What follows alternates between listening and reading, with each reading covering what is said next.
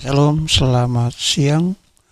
Hari ini kita akan merenungkan sama-sama kebangkitan Kristus yang menjawab semua pengharapan kita. Kita bersyukur Tuhan itu begitu baik. Dengan Dia rela menderita mati untuk kita punya hidup, tapi pada hari ketiga Dia bangkit. Nah, kebangkitannya inilah yang memberikan pengharapan baru dalam kita punya hidup. Mari saudara, kita akan membacakan firman Tuhan, semuanya kita berdoa. Bapa, terima kasih, Engkau begitu baik menjaga melihara kehidupan kami. Engkau sudah rela mati, tapi pada hari Engkau bangkit memberikan pengharapan, memberikan kekuatan, sehingga kami punya kepastian berjalan sama Tuhan. Urapi kami semua, supaya kami memahami dan bisa melakukan kebenaran. Dalam nama Yesus, kami buka hati dengar firman. Haleluya, amin. Firman Tuhan berkata dalam Filipi 3 ayat yang ke-10. Filipi 3 ayat yang ke-10. Yang kuhendaki ialah mengenal Dia dan kuasa kebangkitannya, dan persekutuan dalam penderitaannya, di mana aku menjadi serupa dengan Dia dalam kematiannya. Saudara yang dikasihi Tuhan yang ada di rumah, mari, kebangkitan Kristus adalah jawaban dari semua apa yang kita alami. Kebangkitan Kristus memberikan pengharapan dalam setiap pergumulan hidup yang ada. Dan makanya kita mengenal kebangkitan Kristus, mari belajar agar kita memahami kebangkitan Kristus itu punya kuasa yang mampu merubah dalam segala hal, yang mampu berikan sesuatu yang kemudian menjadikan kita berbeda. Nah, saudara yang ke Tuhan, kebangkitan Kristus itu untuk menjadikan kita bangkit dari ketidakmampuan. Sekali lagi, kebangkitan Kristus untuk menjadikan kita harus bangkit dari ketidakmampuan. Karena Tuhan Yesus sudah menyelesaikan, maka segala sesuatu Dia berikan agar kita mampu dan kita boleh menjadi berkat. Nah, seringkali ketidakmampuan membawa kita menolak, tidak berbuat, tidak bekerja. Tapi Tuhan sudah berkata bahwa kebangkitannya memberikan pengharapan, menjadikan kita baru, menjadikan kita mampu. Mari, kita bisa bersama Tuhan. Di dalam Filipi 2 ayat yang ke-13 dikatakan, Filipi 2 ayat 13, karena Allah lah yang mengerjakan di dalam kamu baik kemauan maupun pekerjaan menurut kerelaannya. Jadi yang kita terbuka, meluaskan Tuhan bekerja, kemampuan Allah akan mengalir, mengerjakan sesuatu yang ada dalam kita punya hidup, sehingga kita bisa dan kita mampu. Dan itu karena anugerah Tuhan. Makanya, mari, sungguh kita belajar mengerti. Filipi 2 ayat 13 berkata, karena Allah lah yang mengerjakan di dalam kamu baik kemauan maupun pekerjaan menurut kerelaannya. Jadi dengan kekuatan Tuhan, kita berani untuk mencoba, kita berani untuk berbuat, kita berani untuk melakukan, dan pasti bisa bersama Tuhan. Dengan hikmat kekuatannya kita dimampukan. Saudara, gagal itu pernah dan pasti ada, tapi bukan menjadikan kita terinak bobok, tapi mari bangkit. Kegagalan justru akan menjadikan pembelajaran untuk kita maju, untuk kita berbuat.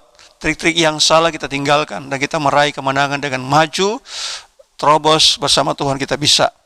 Kita belajar atasi ketidakmampuan dengan melatih diri, melatih segala sesuatu untuk kita kemudian bisa berbeda. Sebab tanpa kita melatih diri, maka kita akan sulit untuk berkembang maju lebih. Makanya kebangkitan Kristus mengajar kita, mari melatih diri. Dari yang tidak bisa menjadi bisa, dari yang tidak mampu dimampukan Tuhan. Sehingga segala pergumulan hidup menjadikan kesempatan kita melatih diri untuk kita menjadi berbeda, menjadi kuat bersama Tuhan. Setiap kegagalan bukan menjadikan alasan kita diam, tapi justru memacu untuk kita lebih baik, kita lebih maju, dan menjadikan kita pribadi yang bisa mengatasi kegagalan untuk meraih kemenangan. Sebab dengan demikian kita bersyukur ada kekuatan ekstra yang boleh menjadikan kita berbeda dengan kehidupan biasanya. Makanya mari kita bangkit untuk menjadikan kita punya pribadi adalah sesuatu nilai yang boleh dipermuliakan, boleh dibanggakan di dalam setiap kita punya hidup. Tuhan mengharapkan dengan kita mengenal kebangkitan kuasanya, maka kita akan meninggalkan segala hal-hal yang bersikap bodoh, bersikap tidak bisa. Nah, jadi kebangkitan membawa setiap kebodohan itu berubah menjadi yang terbaik. Di dalam Amsal 13 ayat 16,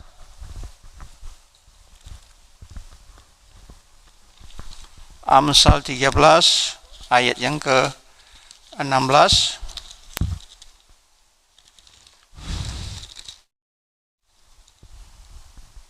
firman Tuhan berkata demikian, orang cerdik bertindak dengan pengetahuan, tetapi orang bodoh membeberkan kebodohan. Jadi mari, kita harus menjadi orang yang cerdik, pintar, sehingga pengetahuan demi pengetahuan yang ada memampukan kita untuk menjadi pribadi yang melangkah dengan bijaksana, melangkah dengan lebih yang baik. Dengan kita belajar terus bersama Tuhan, sehingga kita boleh jadi pemenang. Saudara, orang bodoh itu bisa berubah jadi baik. Orang bodoh bisa berubah jadi pintar, asal mau bangkit, asal mau tinggalkan segala kebodohan yang ada. Salah satu contoh adalah Thomas Alva Edison.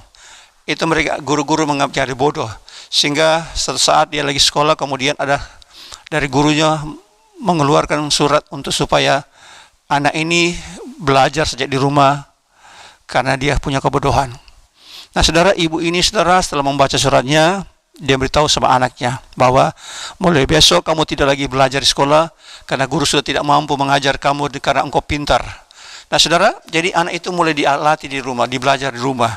Anak ini dituntun oleh orang tua, sehingga dengan sungguh-sungguh ibunya berjuang, dan ternyata membawa ini anak boleh berubah, sehingga membawa semangat yang baru dan menjadikan dia pribadi yang boleh dibanggakan, berhasil, dan boleh muliakan nama Tuhan. Dari orang yang gagal, dari orang yang bodoh, tapi dia bangkit dengan semangat yang baru, dengan kekuatan yang baru. Ternyata dia mampu mengatasi kebodohannya dan menjadi orang yang luar biasa, sehingga setiap kita boleh nikmati hasil kerjaan yang luar biasa. Jadi mari saudara Tuhan, di dalam Tuhan tidak ada istilah tidak bisa, tidak mampu. Tinggal bagaimana kita meresponi, mengajak untuk kita mau bangkit, mau sungguh-sungguh menjalankan tugas tanggung jawab yang ada. Sehingga segala keterbatasan, kekurangan, kebodohan boleh kita atasi, dan kita boleh menjadi pemenang. Karena Tuhan menginginkan untuk supaya kita menjadi pemenang, makanya harus siap dididik, diajar. Amsal 15 ayat yang kelima. Dalam Amsal yang ke-15,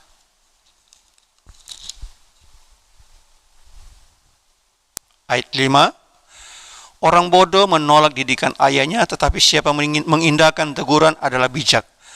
Jadi mari jangan sampai kita menjadi orang yang selalu menolak didikan orang tua. Karena dengan kita menolak, maka kita akan tetap tidak bisa berkembang. Tapi mari kita menjadi orang yang bijak, yang mengindahkan teguran-teguran, ajaran-ajaran, baik orang tua, orang sekitarnya, dan guru yang ada. Sehingga kita boleh maju, berubah, bangkit, menjadi pribadi yang luar biasa. Saudara, kebangkitan dari segala kekurangan, keterbatasan kita, dari kegagalan, akan menjadikan kita punya nilai plus, karena kita mampu muncul sebagai pribadi yang bisa memenangkan seluruh perjalanan hidup yang ada. Maka saudara ingat, Tuhan Yesus begitu mengasihi kita, mensupport kita, sehingga setelah dia bangkit dari kematian, dia mendorong, mari kenallah kuasa kebangkitan itu untuk kita raih dan kita maju untuk menjadi pemenang. Dan kita boleh memuliakan nama Tuhan. Ada banyak orang yang terlalu pesimis dengan kondisi yang ada, sehingga menyerah, kalah. Tuhan mau kita bukan jadi orang seperti itu, tapi maju, orang yang punya optimis, yang punya semangat, yang kemudian berbuatlah untuk sepanjang kita masih di kesempatan hidup, sehingga ada hasil, ada dampak yang boleh dirasakan orang sekitar, yang kemudian memuji dan memuliakan nama Tuhan. Saudara yang kata Tuhan, mari dalam kehidupan kita ada punya tanggung jawab. Tanggung jawab apa itu? Adalah kita menjadi hidup, menjadi berkat, menjadi hidup, membawa sesuatu nilai orang bisa rasakan. Makanya mari bangkit untuk kita menjadi pribadi yang memberikan sesuatu yang boleh dirasakan oleh orang-orang yang ada di sekitar kita. Makanya saudara, mari bangkit. Termasuk dalam masalah apa yang kita hadapi, mari kita bangkit untuk mengatasi masalah-masalah yang datang, agar dari masalah ini kita mampu menjadi pemenang. Hadapi dengan tekun, karena di balik ketekunan masalah yang kita hadapi, di ujungnya ada berkat kemuliaan Tuhan. Di ujungnya ada sesuatu upaya yang Tuhan siapkan. Dan itulah yang diharapkan Tuhan. Jangan menjadi anak-anak yang cengeng, yang mudah menyerah, kalah, tapi menjadikan anak-anak yang maju, yang pantang mundur menghadapi segala sesuatu. Tuhan mau di tengah-tengah dunia yang semakin banyak penderitaan, timbul anak-anak Tuhan yang punya semangat yang baru, timbul anak Tuhan yang punya kemampuan, kemauan untuk mensupport seluruh perjalanan, sehingga boleh mendatangkan hasil yang terbaik. Kalau kita menjadi orang yang menyerah, saudara, kita sedang mengecilkan Tuhan dalam kita punya hidup. Tapi mari saudara bangkit untuk kita maju menjadi pribadi-pribadi yang boleh memuliakan Tuhan. Penderitaan yang Tuhan luaskan adalah satu cara untuk supaya belajar dari masalah dan kita akan menjadi pemenang. Saudara, satu saat ada satu raja, dia melakukan satu perlombaan, yaitu lomba menggambar. Nah saudara, dari semua peserta ada satu anak Tuhan yang ikut saudara. Waktu dia ikut, dia awal mulanya begitu banyak saingan-saingan, tapi dia tetap semangat, dia maju. Nah dari setiap langkah-langkah perlombaan ternyata dia masuk final. Nah dalam final ditentukan siapa yang gambarnya hidup, itu dia jadi pemenang. Nah saudara, ada dua orang, dia dengan lawan satu saudara. Nah saat dia merenungkan berdua, dia minta hikmat Tuhan. Tuhan, mampukan saya supaya apa yang harus saya hadapi ini boleh mendatangkan saya punya nilai plus. Saudara, disuruh gambarlah, dan ujian terakhir lomba adalah menggambar ikan. Nah dalam saat dia cari pikir, cari hikmat, Roh Kudus berbicara, ayo kalau begitu kau punya kuas, kasih cairan daging ikan supaya sungguh nanti ada punya dampak nilai hidup yang ada.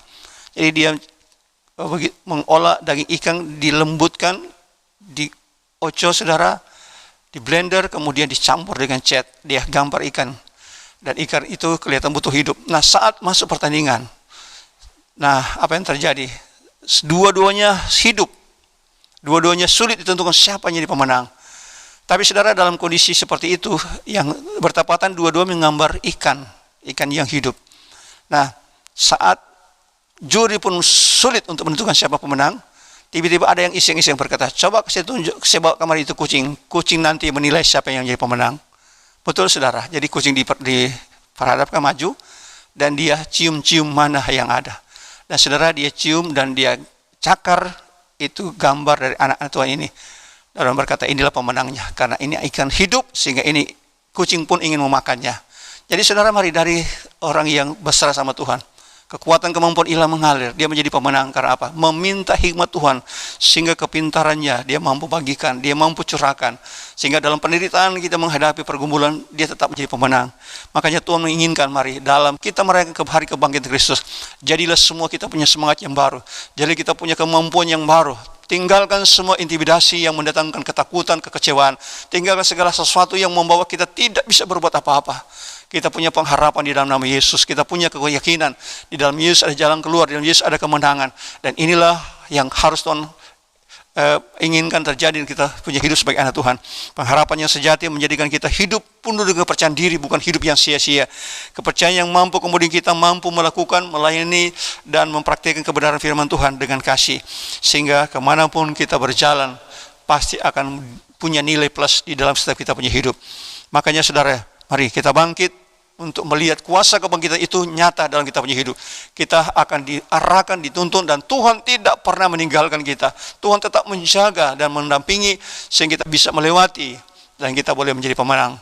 Makanya mari di saat kita merayakan hari kebangkitan Kristus, kita menjadi orang yang semakin berbeda, orang yang dimotivasi oleh kuasa Roh Kudus, oleh hikmat surgawi, sehingga kita boleh melangkah untuk menjadi pribadi-pribadi yang berbeda, dan kita menjadi pemenang. Tinggalkan segala sesuatu yang hanya membuat kita terpuruk, tapi kita mau berubah, belajar bersama Tuhan dan kuasa kebangkitannya, dan kita boleh melihat kemenangan demi kemenangan akan terjadi, tergenapi dalam kita punya hidup. Mari saudara, biar motivasi firman ini kita akan renungkan, kita bagi, dan sama-sama kita maju. Kita berdoa bersama, kita berdoa. Bapak surgawi, terima kasih pada saat ini, siang hari ini, dalam kita merayakan hari kebangkitan-Mu Tuhan.